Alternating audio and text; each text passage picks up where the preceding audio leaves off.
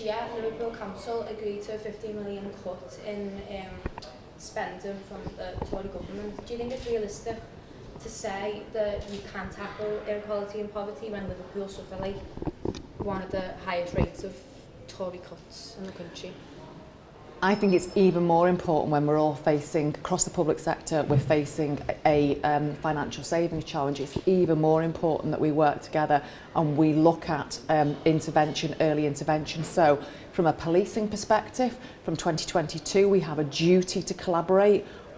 It's set out in the bill that we have to collaborate with our partners from local authorities, from probation, from CCGs, from the integrated care system, but also for 2022, the local authorities and health agencies, they also have a duty to collaborate from an integration perspective, an integrated care approach. One of the key things about the white paper in relation to integrated care system is around early intervention and prevention. So it runs through everything we're doing and it runs through the performance framework that the government are dictating to us. This year has seen a rise in homophobic attacks in the Liverpool city centre on nights out. Do you think more could be done about the police presence in the city centre, or are you restricted with resources? I don't think it's just it's been horrendous in terms of the rise we've seen around hate crime, and there's been some really nasty incidents. What was really pleasing was the way in which the partnership and our communities stood up very quickly and stood together. It's not just a policing challenge. Yes, there needs to be a physical presence of police officers in the city centre, and we are there every weekend. But we can't be everywhere. This is about a whole system, sustained approach to hate crime. It's about education. It's about bystanders. It's about the licensed premises. It's about the local authorities. It's about taxi queues. It's about street pastors. And what's brilliant in Merseyside, and particularly in Liverpool, is the strength of that relationship. Talking about the safety of the city centre on weekends, there's been a rise in spiking cases in women, and also women are young girls are more reluctant to report it to police. So, how can young girls in the city feel protected by the police when it comes to spiking? Again, I would go back to the fact that it's not just a policing issue, it's a partnership issue, and actually I would disagree. What we've seen as a result of all the work we've done over the past 2 weeks with our partners and with the media, we've actually seen an increased reporting in the amount of people reporting that they've had their drinks spiked, and obviously the new thing that we're seeing around being spiked with a hypodermic needle. It's a really worrying trend. I've got 2 children myself, 2 daughters, 19 and 21. They've had the mum lecture from me about being careful when they go out. It's a really important message that we get out, but this for me is about not blaming women, and it's not just happening to women in the city. I have to say, we are seeing it right across Merseyside in all of our nighttime economies, and whilst the victims are predominantly women, we are seeing a number of men who've also been reporting spiking. I've been pleased to see the increase in reporting, because to me that demonstrates that people have got trust and confidence with us.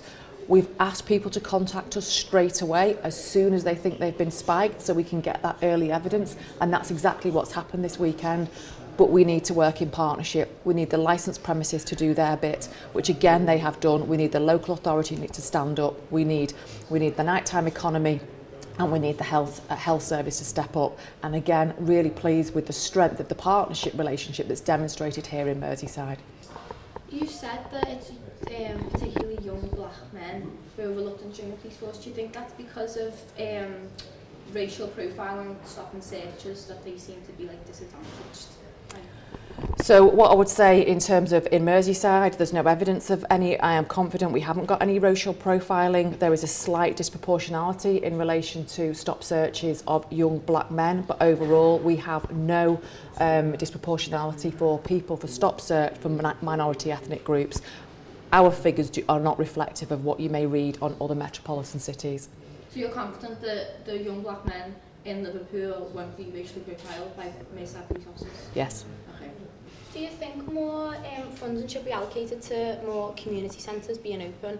Because with austerity, local community centres have closed down. There's very few places where kids can go other than go on the street. So would you say that's part of the problem? I think as I've said, in terms of that early intervention, it's identifying those individuals, those families and those communities that are coming to the attention of services, whether it be policing, whether it be local authorities, an investment in those individuals, communities and families. We really do have to look at the way we do that whole system approach and really do look at those people that are frequently preventing to service, whatever it is. At the moment, we're not very good at understanding that shared holistic picture. How does it feel being the first female Chief Constable of Merseyside? I'm really proud to be the first female Chief Constable of Merseyside. I'm really proud to be Chief Constable, but to be the first female and recognising kind of that role model. We kind of say it in force, if you can see it, you can be it. And that's why it's really important that we are reflective of our community. So hopefully inspiring lots of my female colleagues now that, I have been a full-time working mum through my 28 years service, and that, I've achieved this position. I've worked really hard. I'd like to think I'm Chief Constable because I have got the operational credibility and the leadership to do it. But yeah, incredibly proud. Would you encourage more women to join the force? There is a bit like 40% of women in Merseyside Police are women. Would you like that figure to be higher? Yeah, absolutely. I think it's a brilliant career, and the great thing about it, I've got 28 years in policing, and the jobs that you can do now as a police officer or as a member of police staff are they didn't even exist when I joined. There's such diversity in terms of the jobs that you can do now. There is definitely something for everybody. And I would say the jobs there'll be jobs when, if you joined the police and got to my length of service, that we wouldn't even have dreamt of. It really is. There's no one day the same, even at my level. I do lots of meetings, I have lots of emails, lots of correspondence, but every day is different, and I think that's the brilliant thing about policing. You've been brilliant.